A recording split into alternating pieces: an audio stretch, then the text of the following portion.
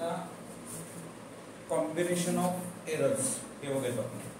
सगळ्यात महत्त्वाचं याच्या आधी आपण घेतलं होतं काही एररचे टाइप्स घेतले होते.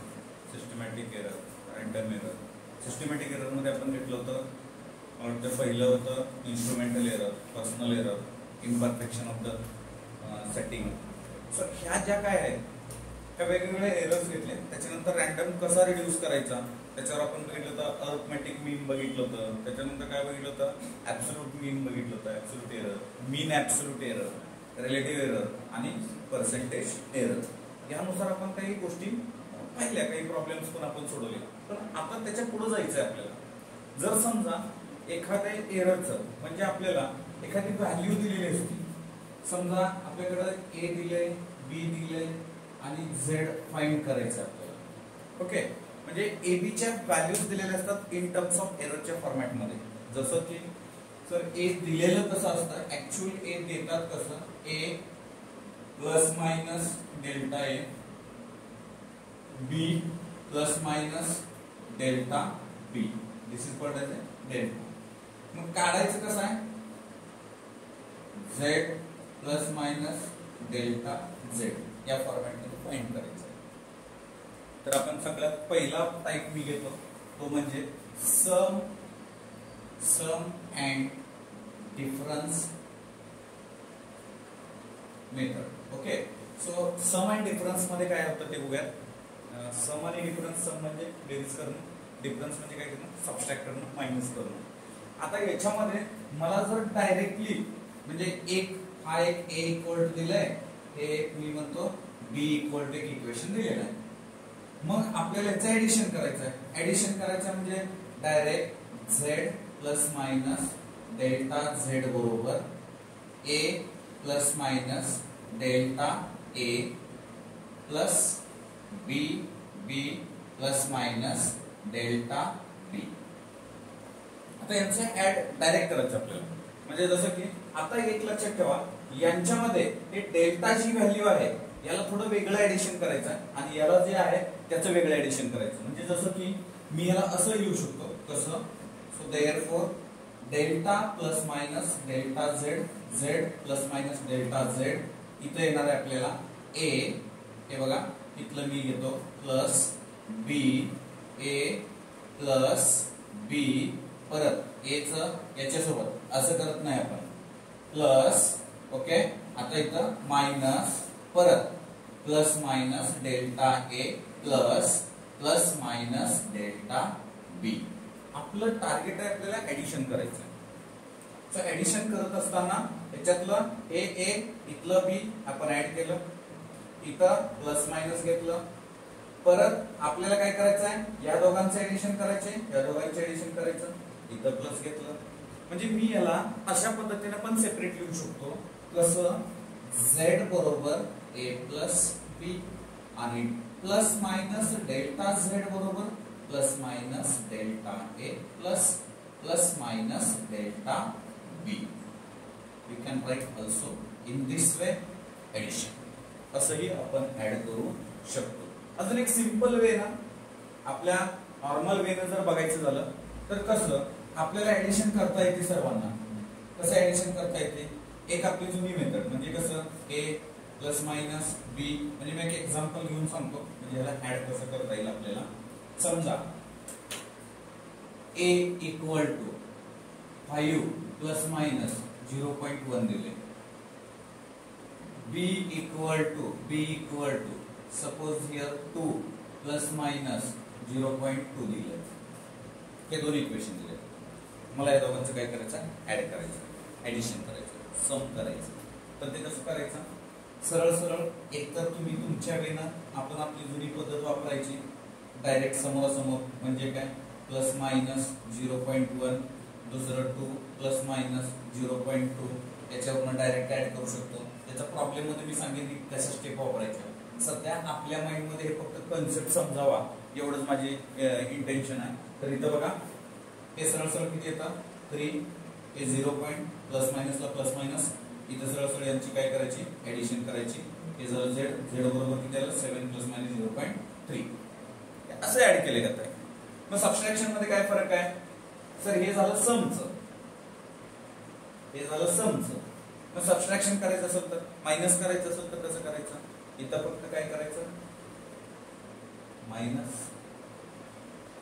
ओके, मग हे कुठं मायनस येणार आहे? इथं मायनस येणार आहे. मग इकडं कुठे येणार आहे? इथं मायनस येणार आहे. ओके, मग अजून कुठे येणार आहे? इथं मायनस येणार आहे. अजून कुठे येणार आहे? इथं मायनस येणार आहे. बाकी प्रोसेस मध्ये काय सारखं आहे, काहीच नाही. मग इथं सरळ इथं मायनस करायचं, इथलं इथं मायनस करायचं. समजायला लागले का बघा? ओके, सबट्रॅक्शन, ऍडिशन आणि सबट्रॅक्शन किंवा डिफरन्स, या दोघांमधला डिफरन्स कळतो का बघा तुम्हाला? ओके, एक सांगतो, हे नाही कळलं तरी चालतंय, प्रॉब्लेम कळला पाहिजे, प्रॉब्लेम सोडवता आला पाहिजे. ओके, दुसरं जे आहे पुढचं जातो मी, मल्टिप्लिकेशन,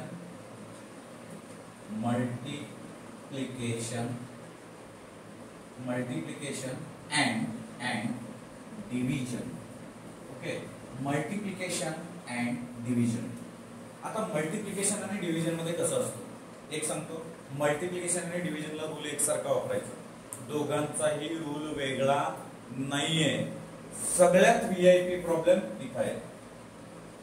जेई नीटला यांच्याशिवाय पूर्णच होत नाही, प्रॉब्लेमच पूर्ण होत नाही या पॉइंट शिवाय. सो सरळ मला काय सांगायचं बघा, z बरोबर therefore z equal to suppose I write here a upon b, हे झालं डिवाइड, किंवा z is equal to a into b. दोघांनाही जे मी खाली लिहिणार आहे तो रूल सेम आहे. दोघांनाही जे मला खाली लिहायचं आहे ते रूल काय असणार आहे? सारखं असणार आहे. ओके, लक्ष द्या. याला लिहित असताना मल्टिप्लिकेशनच्या रूल मध्ये जर एरर्सचं लिहायचं आहे तर याला डेल्टा z अपॉन z बरोबर याचं लिहायचं delta a upon a plus delta b upon b. हे झालं रिलेटिव्ह एरर काढायचं. काय काढायचं? Relative error. समजा मला अशा पद्धतीने इक्वेशन दिले आणि त्याचं मला काय काढायचं आहे? Percentage error. सर म्हणजे इथं असं असेल तर तिथे ए इथं बी आहे, तिथे ए इंटू बी आहे, दोघाला पण सारखंच घ्यायचं का? हो, सारखंच घ्यायचं, असंच लिहायचं. हीच पद्धत आहे त्याला लिहायची. मग जर मी इथं सी घेतलं कुठतरी, समजा इथं सी घेतलं, इथं सी घेतलं, मग याला कसं करायचं? तेच नाही, प्लस प्लस काय करायचं? Delta C upon C. इथं कंपल्सरी मध्ये काय घ्यायचं? प्लसच घ्यायचं. इथे एखादा आला दुसरं कुठला घ्या ना, अजून ऍड करू, वाढवू, काही फरक पडत नाही. ओके, हे झालं. हे काय झालं? Relative error. जर मला पर्सेंटेज एरर काढायचं आहे, हे झालं रिलेटिव्ह एरर काढायचं झालं. जर मला पर्सेंटेज एरर जर काढायचं असेल तर therefore delta z upon z into 100 equal to delta a upon a into 100 plus delta b upon b into 100 plus delta c upon c into 100. When you have to find the percentage error, you can go this line. म्हणजे फक्त relative एररला 100 न multiply केलं की मला काय मिळेल? त्या ठिकाणी पर्सेंटेज एरर मिळेल. ओके, सो पर्सेंटेज एरर तुमच्या लक्षात आलं का? बघा, काही अडचण नाही या ठिकाणी. ओके, ठीक आहे. आपल्याला आता जायचं आहे पॉवर. जर अशामध्ये पॉवर मध्ये असेल तर कसं लिहायचं? पॉवर फॉर्मॅट मध्ये असेल तर कसं लिहायचं? मी फक्त यामध्ये बाबांनो तुम्हाला फॉर्म्युले सांगतोय. आपल्याला याला आजच वापरायचं आहे, आजच काही प्रॉब्लेम घ्यायचा आहे. पॉवर वर कसं विचारू शकतात? z बरोबर a रेश टू n, समजा b raise to m, c raise to something k, d raise to that like o, किंवा दुसरा कुठला तरी एखादा नंबर, किंवा ह्याला काही घेतच नाही, याला घेतो काहीच घेत नाही, ऍज इट इज ठेवा. जर असं असेल तर कसं घ्यायचं? म्हणजे काय सर, याला कोणत्या फॉर्मॅट मध्ये तुम्ही लिहिसाल? जर आकडा नंबरच्या फॉर्मॅट मध्ये जर लिहायचं झालं तर z बरोबर a cube b raise to 1/3, समजा c रे dc आणि कधी असं काहीतरी लिहिलं. म्हणजे असे काही जे नंबर आहेत ना, असे नंबर म्हणजे n m a, त्याच्या डोक्यात काय नक्की काय असतं? 1 असतं. ओके, असे नंबर आहे. मला याचं काय काढायचं आहे? पर्सेंटेज एरर काढायचं आहे. काय काढायचं आहे? Percentage error. रिलेटिव्ह एरर म्हणजे काय, मल्टिप्लाय 10 100 करायचं नाही, ते काय झालं रिलेटिव्ह एरर. पर्सेंटेज एरर काढायचं आहे तर कसं काढणार आहे बघा. हा, ज्यांनी याच्या आधीच्या लेक्चरला नव्हते त्यांना एक पर्सेंटेज एरर म्हणजे काय हे काय लक्षात येणार नाही. ओके, हा इथं येऊयात आपण. z बरोबर a⁴n b⁴n c⁴k आणि d⁴ काही दिलेलं नाही, तर आपण ह्याला लिहायचं कसं, याचं पर्सेंटेज एरर काढायचं आहे. डेल्टा z/z इंटू 100 बरोबर, लक्षात घ्या जो पॉवर आहे तो पॉवर त्याच्या समोर मल्टिप्लाय करायचा.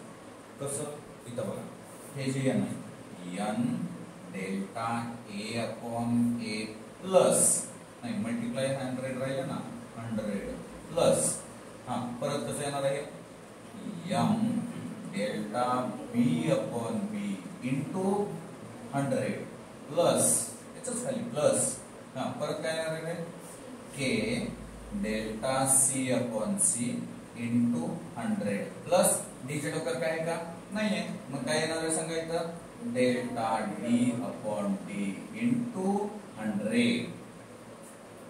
हे जर ह्याच्यावर कुठल्या तरी ह्याच्या डोक्यावर मायनस त्याने दिलं, काय म्हणतो, जर त्याच्या पॉवर जर निगेटिव्ह दिला तर काय लिहायचं, काही डोक्यात घ्यायचं नाही, तो नंबर घ्यायचा, निगेटिव्ह काय कुठं द्यायचं नाही, सरळ सगळीकडे प्लस टाकायचं. समजलं, त्याचं रिझन सांगेल मी, कुठं येतं कसं येतं प्रॉब्लेम सिच्युएशन मध्ये बघून. ह्याला मेला लिहायचं तेव्हा असा नंबर आहे, ह्याला मला इथं खाली लिहायचं. कसं लिहायचं, एक एक्झाम्पल, हा त्याला एक एक्झाम्पल घेऊ आपण इथं, हे एक्झाम्पल, हा याला मला इथं लिहायचं आहे. आता तुम्ही सांगायचं मला, मी तुम्ही सांगेल तसं लिहिणार आहे. डेल्टा z/z हा इंटू 100, हा yes 3 delta a/a into 100 plus yes 1/3 delta b/b into 100, हा प्लस प्लस रूटला कसं लिहायचं, स्क्वेअर रूटला. स्क्वेअर रूट म्हणजे एखाद्या नंबरच्या रेश टू टोकर काय असतं, स्क्वेअर रूट म्हणजे 1/2 काय असतं 1/2. मग इथे काय लिहिणार सांगा स्क्वेअर रूटला, yes 1/2 delta c/c into 100 plus d चं कसं लिहायचं, रेग्युलर डेल्टा d/d इंटू 100. एक एक्झाम्पल समजलं तुम्हाला. त्या पॉवरला कसं वापरायचं आपण, पॉवर नसेल तर डायरेक्ट लिहिलो आपण. ओके, हे कुठलं झालं मल्टिप्लिकेशन डिव्हिजनचं झालं, हे कुठलं झालं पॉवर साठीचं झालं, हे कुठलं झालं आपण सम आणि डिफरन्स साठी झालं. या सगळ्यावर एक एक एक्झाम्पल बघणार आहे आणि मग त्याच्यावर काही होमवर्क समजलंय, थोडं लिहून घ्यावे.